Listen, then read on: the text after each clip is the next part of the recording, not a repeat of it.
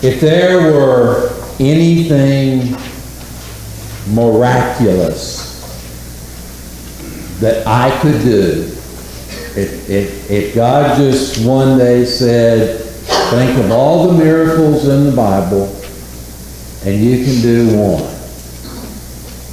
what would it be? I'll just tell you, for me, because I love water. I love the ocean. I grew up on the South Texas Gulf Coast. My favorite, you've known me long enough to know my favorite place in the world right now is sitting on the Tennessee River. So if I could have one miraculous thing that I could do, I'd walk on water. That's what I'd like to do. You know, there's just something interesting. Miraculous. You know, it's not something you do every day. You know, it's kind of like the story of these three preachers were out fishing one day, and one of them, they start talking about walking on water, and one of them gets up and he just starts walking from the boat to the dock. And he's fine. Next one does the same thing. Well, the third one, he gets out, he jumps out of the boat, takes about 2 steps and sinks. The other two are standing there and said, I guess we probably should have told him where the rocks were. Some of you will get that tomorrow, okay? Actually, you may get it about 3 o'clock in this morning. Don't call me when you start laughing, okay? You know, there's just something about water. But there's also something very powerful about water, and especially about the deep. Talked to my niece today, or got a text from my niece. I texted her, and lives on the South Texas coast right now. Of course, they are experiencing a hurricane right now. You know, that kind of wakes you up to the power of the water. There's a couple of scriptures that I want to share before we really get into the message for this evening. Some verses that we don't think of often, but some verses that are very strengthening to us and show God's care for us. First one is from Isaiah chapter 43, verse 2, where he says, when you go through deep waters, I will be with you. When you go through rivers of difficulty, you will not drown. You know, that's comforting. Because we all go through deep waters. We all go through rivers of difficulty. And the comfort of knowing that God is with us through those things and that we won't drown. He's not going to let us drown. He's going to be there for us. And then from Psalm 18, verse 16, the psalmist said, He reached down from on high and took hold of me. He drew me out of the deep waters. You know, I can't help but think that at the end of the event that we're about to read about, that Peter thought about, that he pulled from his memory those two passages, those two scriptures that from the old covenant, from the old law that he had heard, that he was familiar with. So I'm reading tonight from Matthew chapter 14. Matthew 14, beginning at verse 22. Now, we've just gone through the feeding of the 5,000. Jesus has been ministering. He's been teaching. He's been feeding multitudes. Verse 22, immediately Jesus told his followers to get into the boat and go ahead of him across the lake. He stayed there to send the people home. After he had sent them away, he went by himself up into the hills to pray. It was late, and Jesus was there alone. By this time, the boat was already far away from land. It was being hit by waves because the wind was blowing against it. Between 3 and 6 o'clock in the morning, Jesus came to them walking on the water. When his followers saw him walking on the water, they were afraid. They said, "It's a ghost," and cried out in fear. But Jesus quickly spoke to them. "Have courage. It is I. Do not be afraid." Peter said, "Lord, if it is really you, then command me to come to you on the water." Jesus said, "Come." And Peter left the boat and walked on the water to Jesus.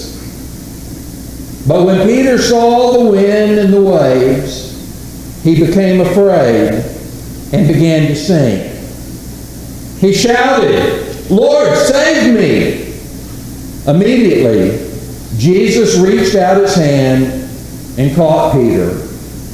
Jesus said, "Your faith is small. Why did you doubt?" After they got into the boat, the wind became calm.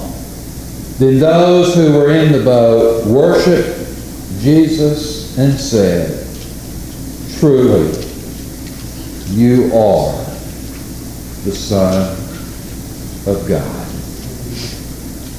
You know, this passage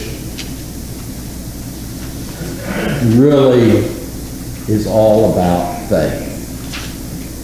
And we see Peter's faith really on exhibit here. And actually more than on exhibit, it's almost, remember in high school dissecting frogs?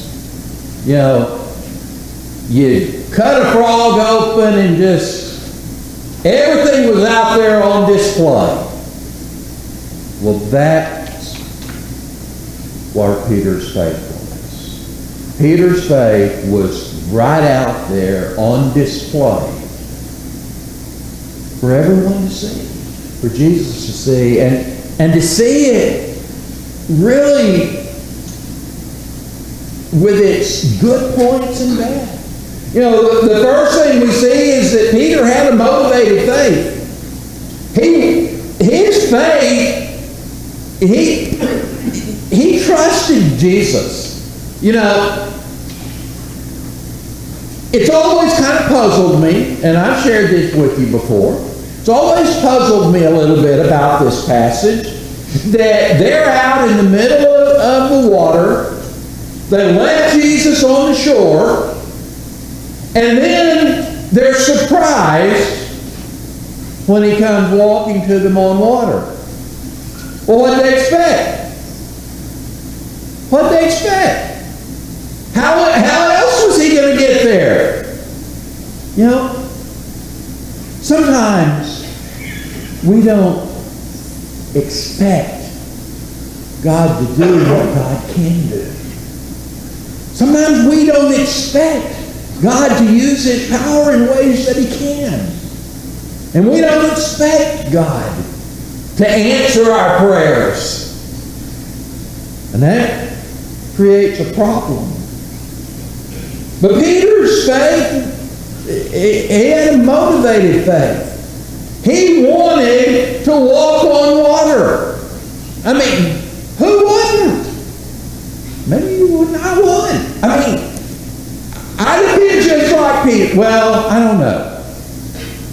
I would like to think I would have been just like Peter. But part of me tells me in reality I might have been a little bit like the other guys. And I'd have wanted to walk on water,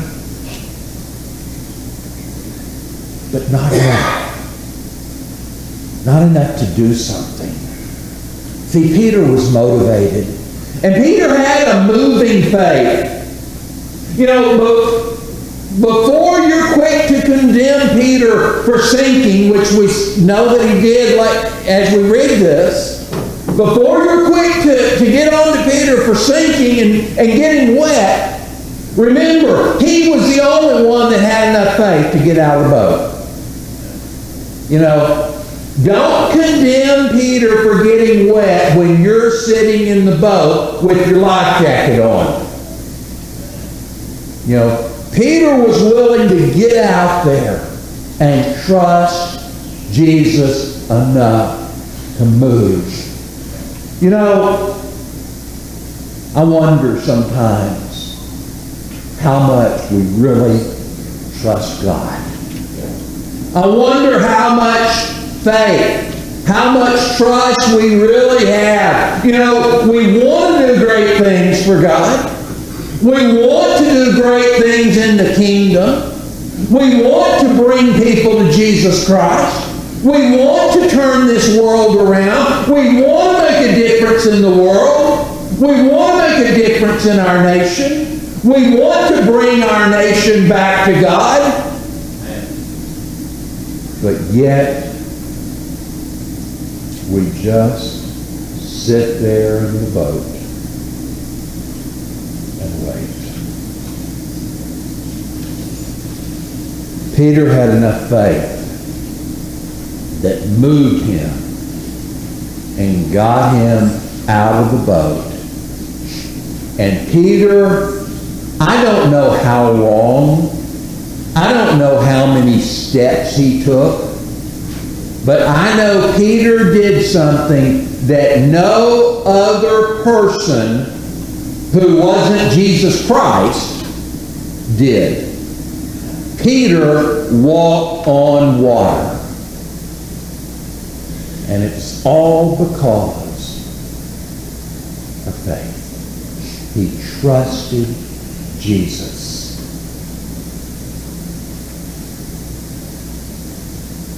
But here's where it gets a little bit messy. Here's where some of the frog comes out. Peter starts walking.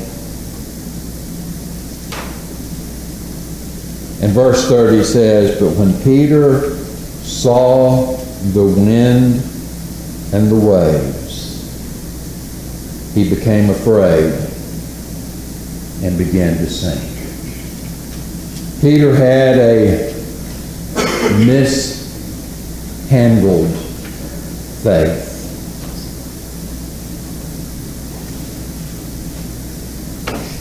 He trusted Jesus until he started thinking.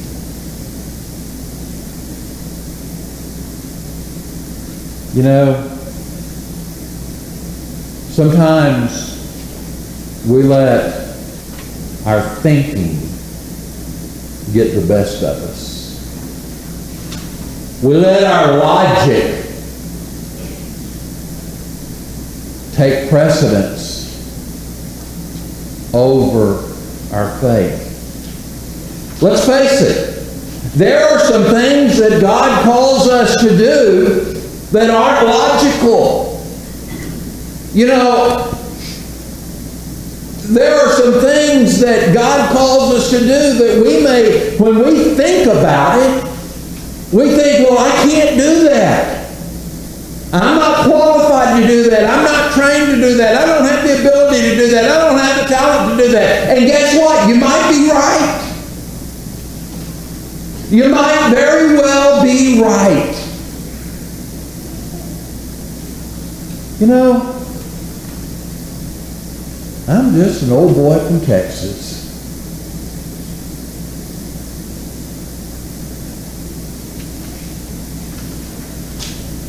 Sometimes I don't get my words right. Sometimes I stutter a little bit. And sometimes I even say the wrong words. And sometimes I lose my course of thought and I lose track of where I'm going. But you know what? God can use me in some ways, and God has used, and I believe God will continue to use me in ways that I don't always understand, and I don't always get, and I don't always plan. But God has something there. And if He can use this old boy from Texas, He can use you.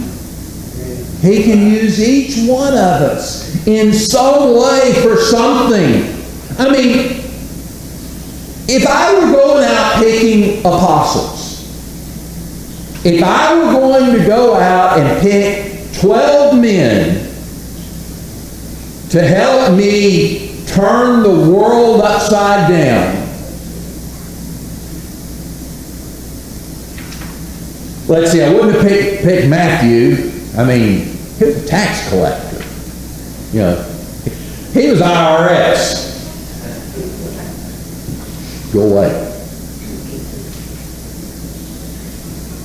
Peter, I don't know. He just an old fisherman.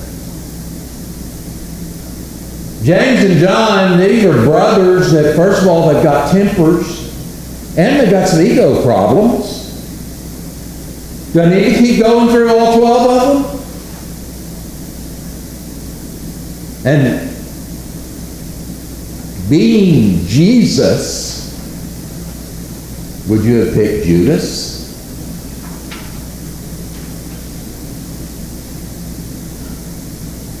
But He chose them, just like He has chosen each of us. And if we can truly trust Him, even when we see the wind, even when the waves beat on us, even when we're in the middle of a storm, if we can just trust Him,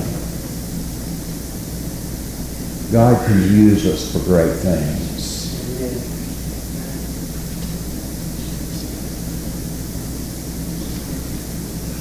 Then we see Peter had a mended faith.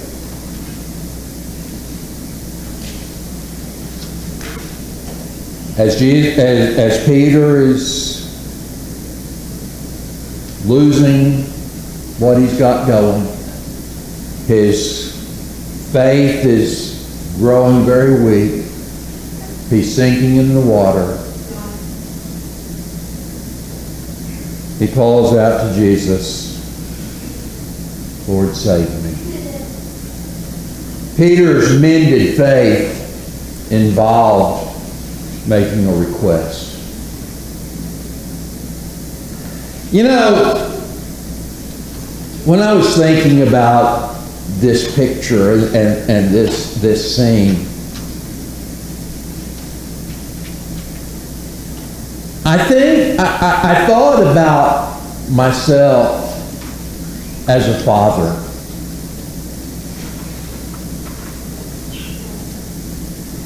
And I thought about my mom and dad as parents.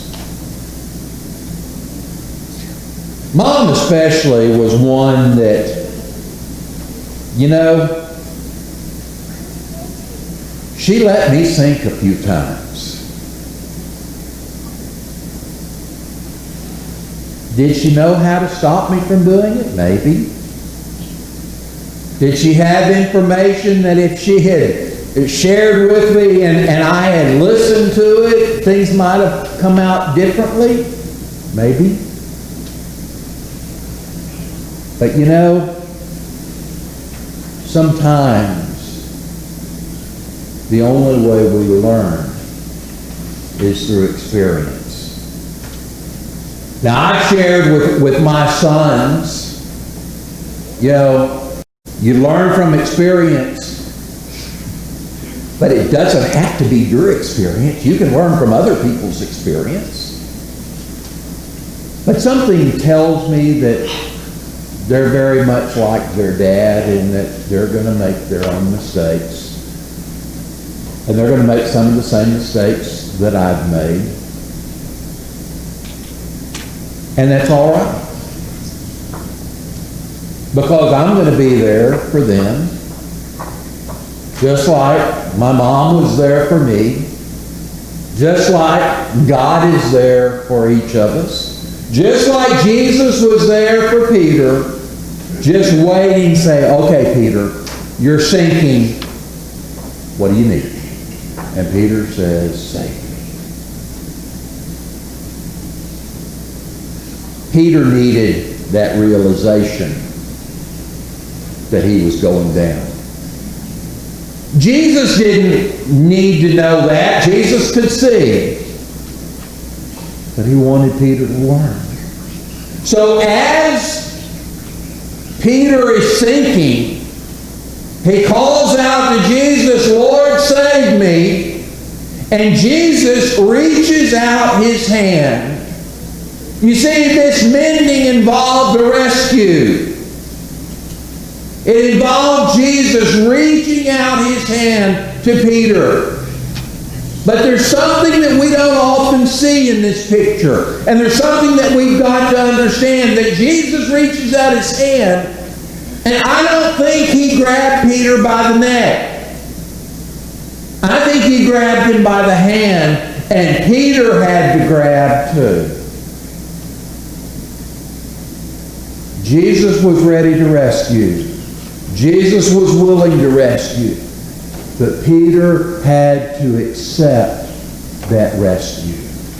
You know, sometimes I think God reaches out his hand to us and we just ignore it.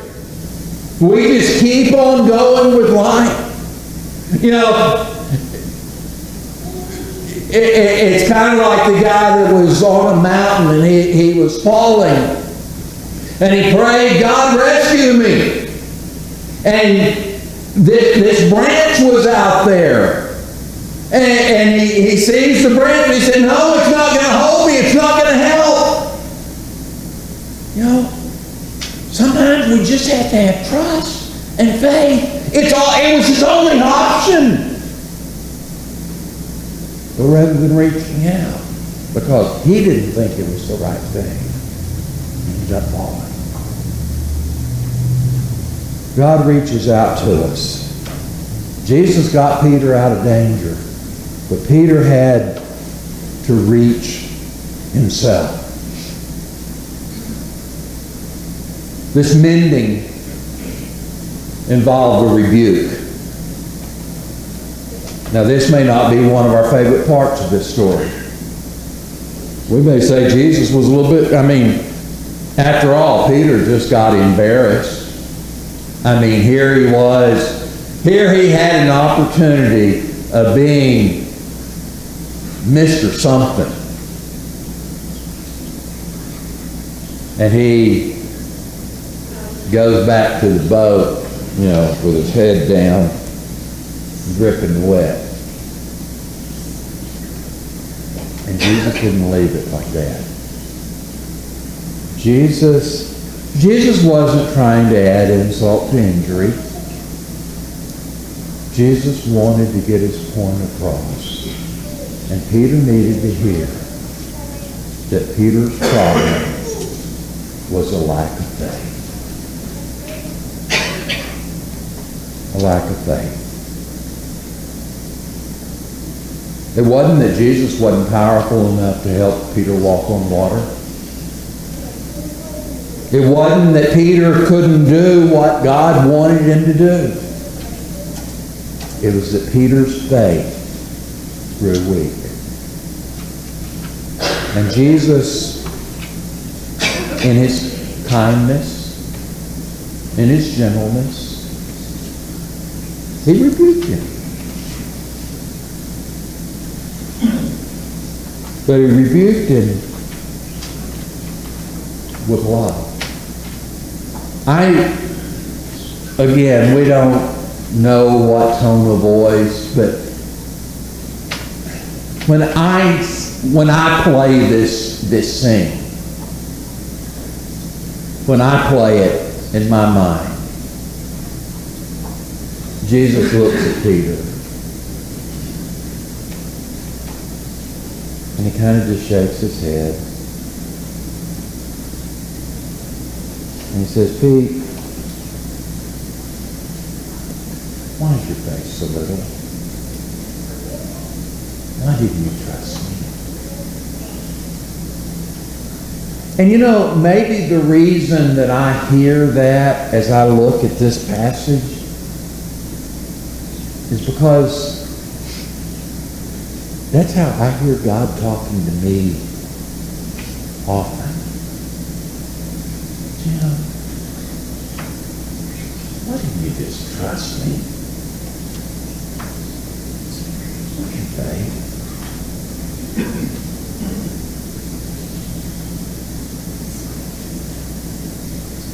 The mending involved reverence. The end result is that Jesus was worshipped.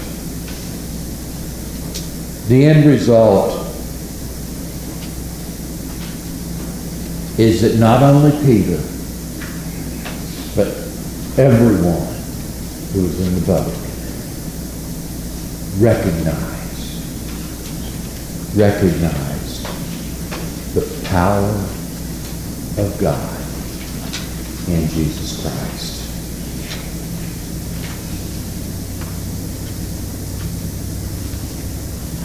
This mended faith, this reverence. Peter made mistakes. Peter struggled. God, Jesus Christ, got him through it, picked him up, dried him off, and kept him going. And Peter learned to trust God more not because of his failure, but through his failure, and because Jesus rescued him from his failure. He reached down from on high and took hold of me. He drew me out of the deep waters. When you go through deep waters, I will be with you. When you go through rivers of difficulty, you will not drown.